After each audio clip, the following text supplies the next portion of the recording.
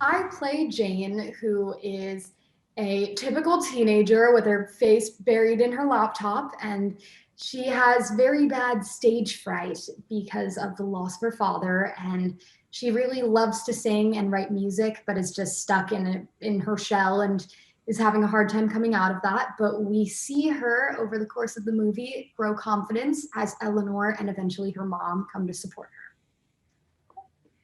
So this next question is also for all three of you. We'll start with Jillian Spaeder. What's something or multiple things that attracted you most about the project that made you want to do the film? The thing that most attracted me about this project was not only the female empowerment, which obviously I love, but I was so excited to get to sing and act in the same project. That's something I haven't really gotten to do before, and that was very exciting for me. Isla, you want to go?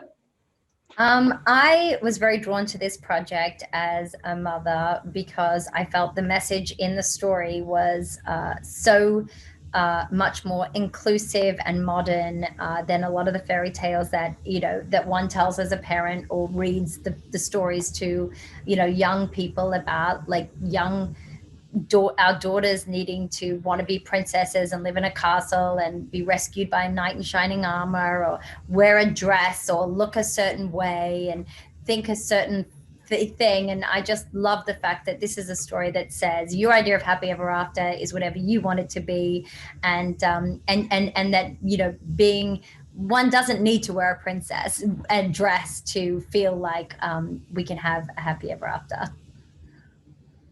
Jillian Bell, you want to tell us what attracted you to it most?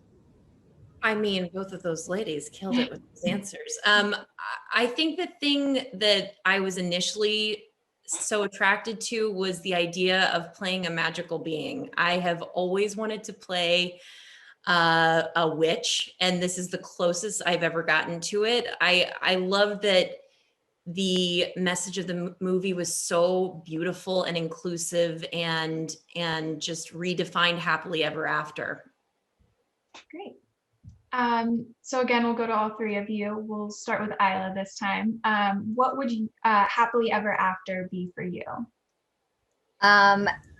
Happily ever after for me right now would be a vaccine that's available to all the vulnerable members of society, and also being around my family in person and getting to hug my nieces and nephews. Yeah. Great. Jillian Bell? Oh, it's hard not to pick a vaccine, but to be different, I will say just happily ever after to me.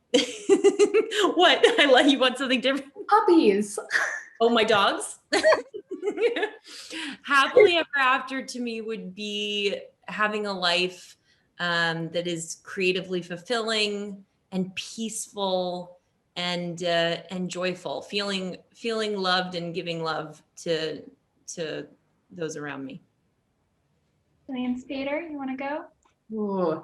Happily ever after for me would probably include a bucket of allergy meds so I can live in a room with 100 Pomeranians for the rest of my life, and for everybody to wear their masks. That's awesome. So we kind of touched on this a little bit, but this will be my last question.